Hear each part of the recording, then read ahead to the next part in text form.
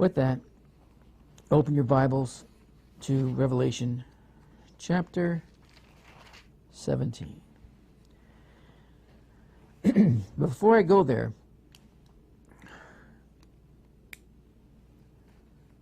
I want to remind us, because it's been about a month since I've been in the Last Day series. The last time I preached in the Last Day series, I was preaching concerning Meccas and Medinas and areas of Saudi Arabia that would see destruction. I also mentioned that other Muslims are going to be a big part of that destruction. And some of you were wondering, well, it can't be. The annual trip, they all go down there to worship their false god. They would never do that. It's a holy city to them. The thing about it is, and I mentioned this, it's becoming less holy to a big part of the Muslim population around the world. You look at Iran. They're encouraging their followers, their citizens, not to make that pilgrimage down to Mecca. In fact, I got an interesting article. I think I'll open up with this today, just to review a little bit about what I mentioned in that teaching. Will Iranian pilgrims forsake Mecca for Kabbalah? Saudi newspapers reported September 15th that Shiites are expected to replace their pilgrimages to Mecca with religious visits to Iraq's Karbala instead. According to the Al-Riyadh newspaper, Iran's supreme leader Ayatollah Khomeini has issued a fatwa allowing, quote, going on pilgrimage to Karbala and other holy shrines in Iraq instead of Mecca this year, end of quote. The decision came following the leader's scathing comments against the Saudi royal family September 7th, addressing it as damned malicious tree. A damned malicious tree. And urging the formation of a fact-finding committee to probe last year's Hajj stampede in which more than 460 Iranians were killed. He also denounced what he called the kingdom's poor management of holy places. Last year, Iran and some other Islamic countries called for withdrawing management of the Hajj from Saudi Arabia in favor of a joint Islamic management of the pilgrimage affairs. Saudi Arabia will never give that up. The news has gone viral in the Arab media and was taken as fact without checking. However, no such fatwa by a leader has yet appeared. Al-Azhar's Council of Senior Scholars, which is widely respected in the global Sunni community, commented, quote, according to the Sharia, pilgrimage ought to be performed at a certain time and to a certain destination. Any visit outside this time frame and location that are set in the Sharia is not considered a valid pilgrimage no matter the fatwa was issued to that effect, end of quote. The Saudi Ashar al-Sawat newspaper reported September 10th that 1 million Iranians had flocked to Karbala to perform their pilgrimage instead of visiting Mecca in the time of the Hajj. However, according to the Iranian consul in Karbala, there were just no more than about 60,000 Iranian pilgrims there at the time of the Ashar al-Sawat report. Notably, visiting Karbala on the day of Arafah, a day before Eid al-Adha, which is a part of the Hajj period, is an old religious tradition among Shiites and could be considered unrelated to the pilgrimage issue in the recent Iranian-Saudi dispute. Nevertheless, it appears that the conflict with the two regional heavyweights have been taken to another level and led to a rivalry between the holy sites of different Islamic sects. While Saudi Arabia seeks to exclude Iranian Shiites from world Muslim circles, Iran is trying to lower Saudi Arabia's religious status through criticism of the Saudi pilgrimage management and calls to form a joint Islamic authority. Although both sides are employing logical religious rhetoric to drum up support for their demands, the conflict remains at its base a political one between Iranian and Saudi authorities. Islamic holy places are clearly being exploited for the political agendas of both parties in the regional competition for political influence over the Islamic world, stretching from Iraq and Syria all the way to Yemen and Bahrain. The same scenario had played out in previous Islamic eras. In 671 and through 741 AD, an Islamic jurist who was close to the Umayyads issued a fatwa calling for pilgrims to Jerusalem instead of Mecca, which at that time was under the control of the Caliphate, the Umayyads' main rival. The situation prompted the Caliph Abd Ali Malik to build the Dome of the Rock and Al-Aqsa Mosque in Jerusalem for the pilgrimage.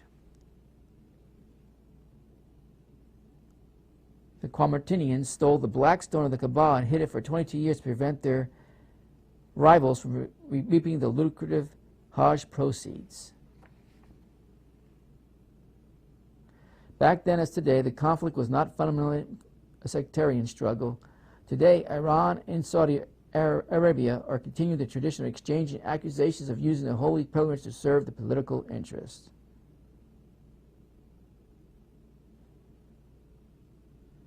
Prince Ali al-Fazad, governor of Mecca and chairman of the Saudi Pilgrimage Committee, attacked the Iranian government September 14, saying it was exploiting the pilgrimage for political ends. Preventing the politicization of the pilgrimage is essential for the best interests of Muslims. Faisal said, if we give every part free rein to raise slogans and organize marches, how will people be able to perform pilgrimage? He also warned Iranians against carrying out any attack on Saudi Arabia. If Iranians are ready an army to invade us, they should know that we are not to be diminished. We will not allow anyone to declare war on us whenever they wish to, and with the help of God Almighty, we will deter every aggressor and defend this holy land in our beloved country, he said. A video recently went viral on Iranian social media threatening the Saudis that if the kingdom attacks Iran, Iranians will conquer Saudi Arabia and make Mecca their own capital. In contrast, Iran claims that Saudi Arabia has been exploiting pilgrimage activities to spread and promote its political agenda and its bigoted understanding of Islam through the distribution to pilgrims in Mecca of booklets and pamphlets in different languages that incite against Shiites. Iran also accused Saudi Arabia of setting up political conditions of Iranian pilgrims, such as banning them from flying on Iranian airlines to enter the kingdom, restricting their religious freedom, and slandering them through official religious sermons.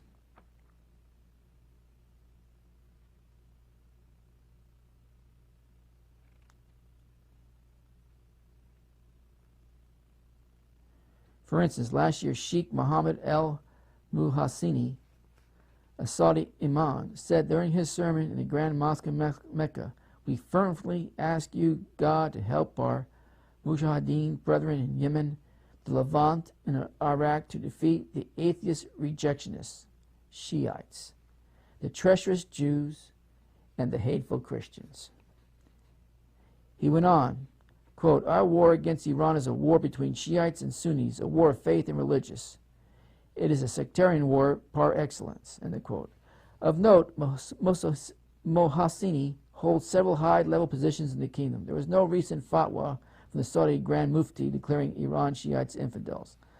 Ultimately, both parties failed to understand that expanding the conflict sphere and exploiting religion will threaten their own domestic security in the long run. In fact, there's a large Shiite minority in Saudi Arabia that shares the same doctrine as Iranian Shiites, while in Iran there's a large Sunni minority that shares the beliefs of Sunnis, Saudis.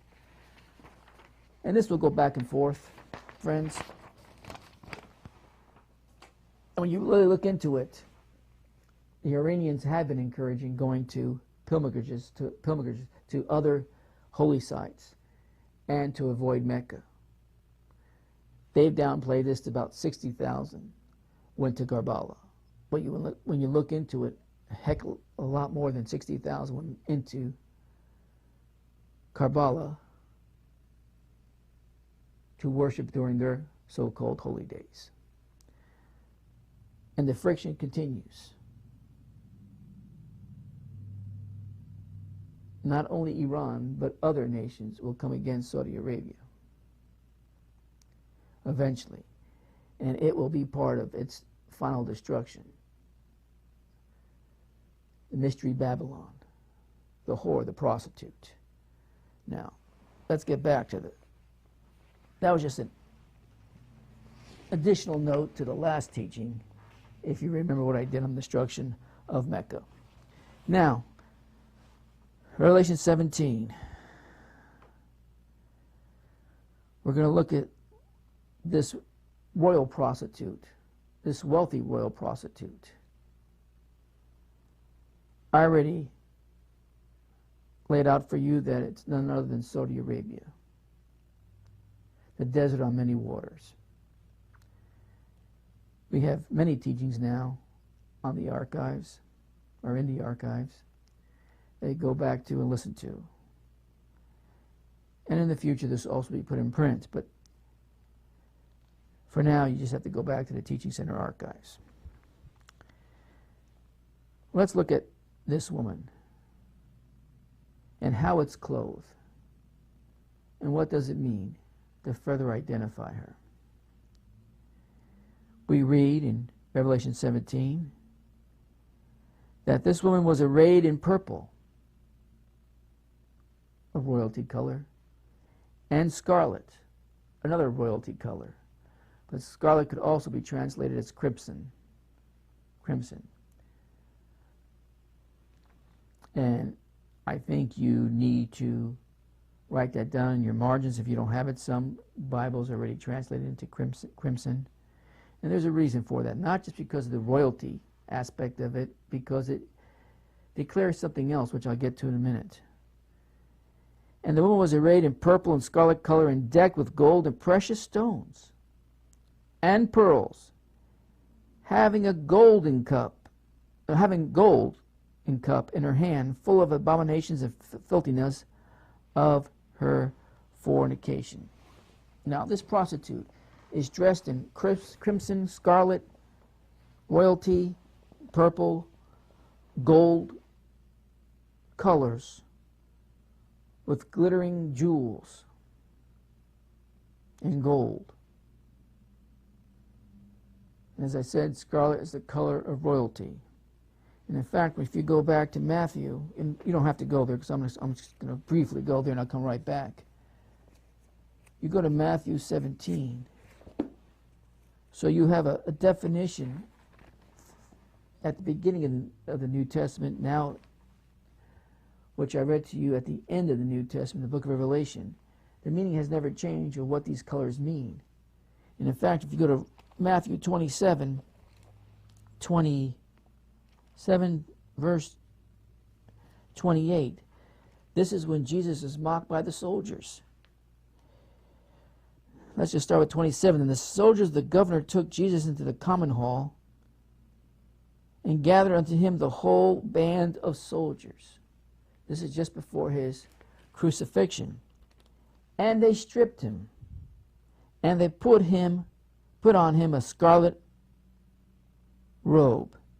And when they had plaited a crown of thorns, they put it upon his head, and a reed in his right hand, and they bowed the knee before him, and mocked him, saying, Hail, King of the Jews. So they dressed him up as royalty, not to recognize his royalty as truly the king, but to mock him, not believing he was the king. He was the Lord Almighty. They went through the process, dressing him up, putting the royal colors on him, putting the royal robe on him, bowing before him and saying, Hail the King. So there you have a definition of scarlet. Of scarlet right there. And a definition that shows you very early in the New Testament by just the dressing up of what they put on Jesus, what these colors meant. And these colors were basically giving you a visual definition of someone that either has royal blood or comes from royalty. So, you go back to Revelation 17, and you see that this harlot and the woman was arrayed in purple and scarlet cover. Here, if there's any question about the royalty that the world has placed on this scarlet and how it perceives it, would now be without question, because purple and scarlet. Now, scarlet has a dual meaning, which I'll get to in a minute, but purple doesn't. Well, it has dual meanings, but it always surrounds the definition of royalty. So the world has placed this harlot, this woman, in a place of royalty. With the jewels, she's decked out in it, and she's full of abominations and filthiness of her fornication. Now, the scarlet or crimson, because you go either way in the translation in the Greek here. The scarlet and the crimson clothes, the royalty clothes that she has on,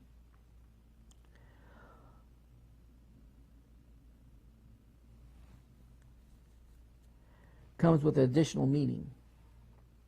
And that's when you have to look into the other definition in the Greek for this particular colors that are used to define the words that were used in the Greek, and that would be crimson.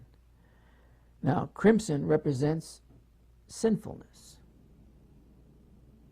It can represent royalty, but it also can represent sinfulness. I mean, you go back to the Old Testament, and you go there quickly if you want to, or not, just write it down. Go to Isaiah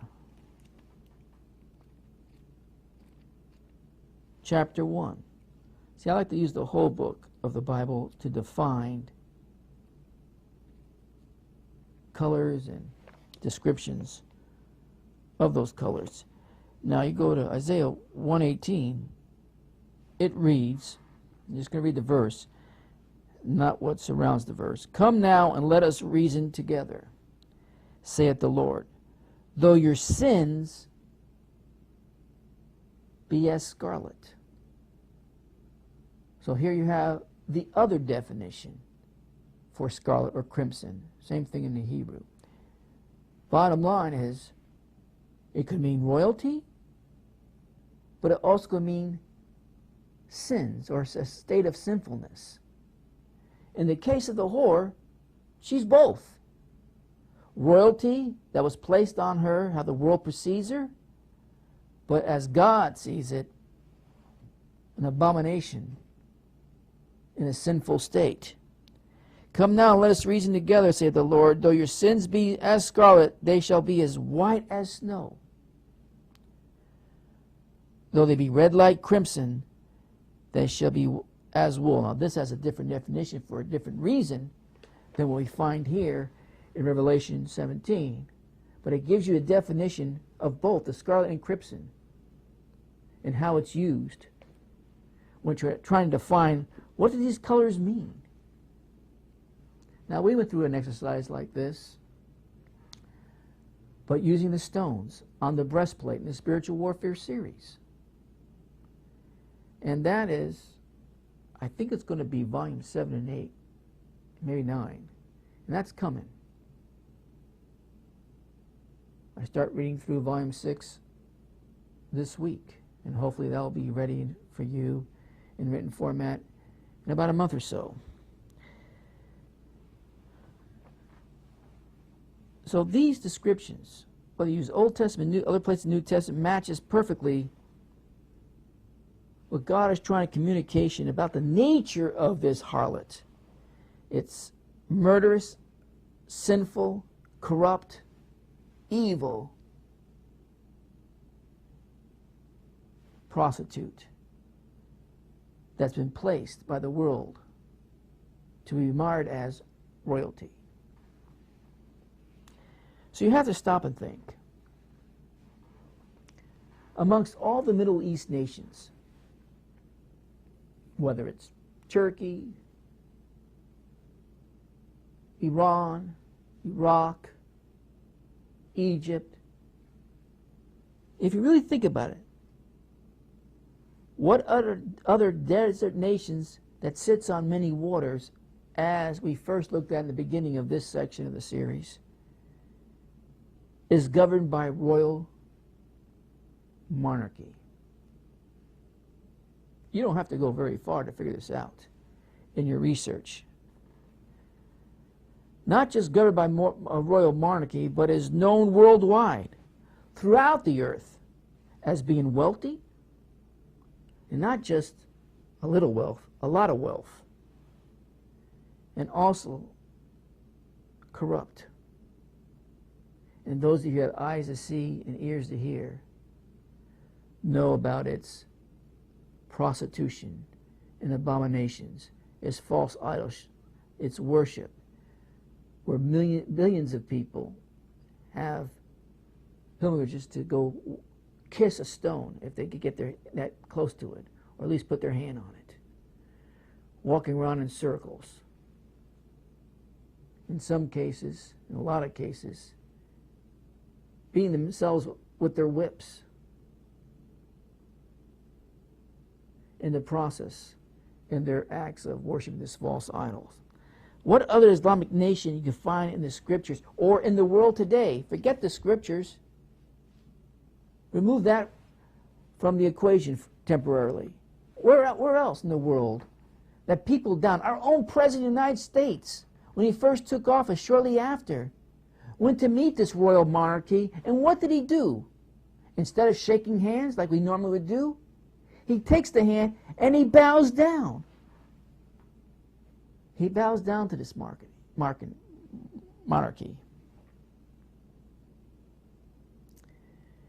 Now, we looked at briefly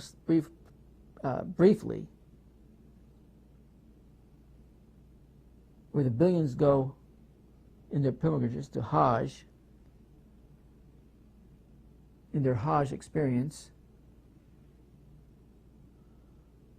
And you see that square cubicle of abominations which they encircle, all decked out in gold, all decked out in precious stones. Look at his doors and the gold that it's made of.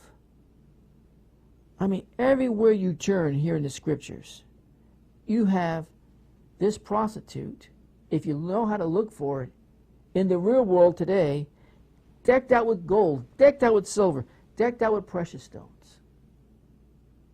Only one place like that. You can't find that even at the Karbala location in Iraq. There's no other place. Even the Dome of the Rock doesn't have all this display of color and jewels and the meaning behind them that comes with worshiping this false idol and God and religion created by evil forces to misguide and mislead billions of people over the course of time since its existence, or another phase of existence that came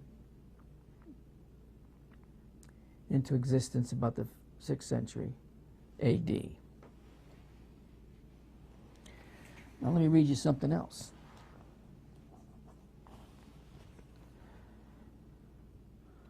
About this harlot and the great city.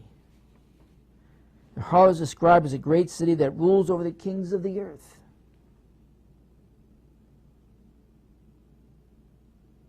Rules in what way? Because of its commodity. Oil. Oil. You think the kings of this earth would even give 2 cents about Saudi Arabia if they didn't have the vast amount of oil that it can export to nations starving for its product? Think about it. They wouldn't give 2 cents for it. Some desert land full of, in their perspective, even though they treat it like royalty, lunatics, as the world perceive it. But because of the oil, this monarchy, this nation, has been able to influence the kings of the earth. And like I said, even our own President of the United States bowed down to that royalty. If you haven't seen it, I'm sure you could Google that. From this we know that she is politically and geographically definable identity that exerts a significant measure of influence throughout the world. And it has done that.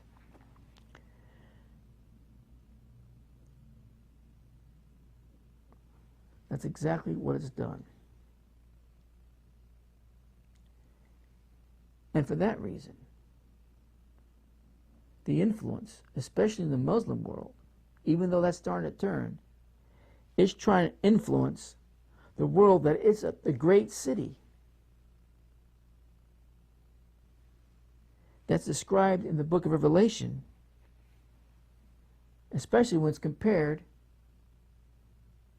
to the New Jerusalem, which is truly the holy city that's still yet to come. Not the Jerusalem that's there now, but still yet to come, which takes us in other chapters beyond Revelation 17.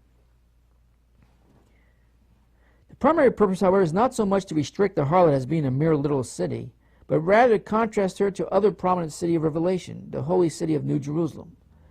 One city is described as great and is pictured as a foul prostitute, while the other city is holy and is pictured as a pure bride adorned for her wedding day. The intended contrast is clear. In the book of Revelation, chapter 21, and he carried me away in the spirit to a mountain great and high, and showed me the holy city Jerusalem, coming out of heaven from God, prepared as a bride beautifully dressed for her husband. And then, come, I will show you the great prostitute. Then the angel carried me away in the spirit into a desert. There I saw a woman sitting on a scarlet beast.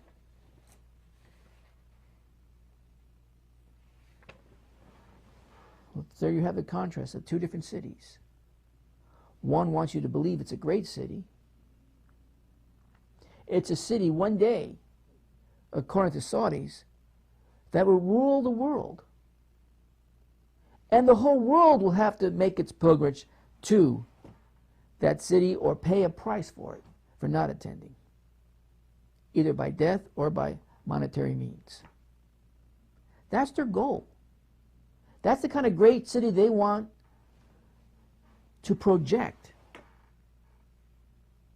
and influence people, that someday what they are preaching and what they are teaching is going to come to pass.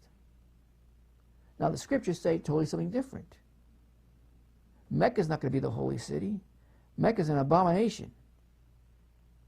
But God, whatever Revelation 21 and that New Jerusalem is going to look like or be like, is not going to be something made by the hands of man. God's going to have an active participation in it. You can read it for yourself in the Revelation 21. I'll get there eventually, but not now. It's not time yet. But bottom line is, folks, what I wanted to point out this morning to you, this royal prostitute is recognized by the world. And they honor its royalty status. In fact, they've created it to a certain extent. But allowing it to have so much influence, so much power. Listen, all that needs to happen for our oil prices to change so rapidly, for no rhyme or reason, no matter how much oil we have, unless we're willing to cut the cord completely and not be governed by its regulations of how oil moves up and down. It affects even this country, United States of America, and it definitely affects the rest of the world. Just look how quickly things change when OPEC decides to make that change. The governing body of the Middle East, well, one of the governing bodies, the larger one of the few that are out there, of the oil that's exported and controlled by these Middle East nations. Saudi Arabia, United Arab Emirates, Qatar, just name a few. Even Iran. But those two will butt heads soon enough. Iran, no matter what anybody tells you, all you have to do is read the many different other sources that these last days are setting up where there's going to be conflict. And there's going to be a breaking away. And it's not like, as I said before, the holy city has not, their holy city, which is not the holy city in the book of Revelation, has been destroyed before to almost non-existence between the different Islamic conflicts. Well, the one that's coming, it's going to be totally destroyed. The monarchy will be broken. Its royalty status will be null and void. And everything that's prophesied about this whore will come to pass. This is not a great city. The great city, the holy city, is still yet to come. This is just trying to pretend to be one. Yes, it's wealthy. Yes, it's rich. Yes, we can understand how the world perceives this harlot with the different colors, jewels, and so forth. I'm not going to get into jewels today. I don't know if I'm even going to go there. It's not even necessary, because the more important thing is to recognize what these colors mean and how the world perceives it. Even in Jesus' day, Roman soldiers and Herod's soldiers knew what these colors meant, and that's why they dressed Jesus up on it, to mock him. You say you're the King of Kings? Look, not only they mocked him by bowing down to him, but they, right after that, severely tortured him.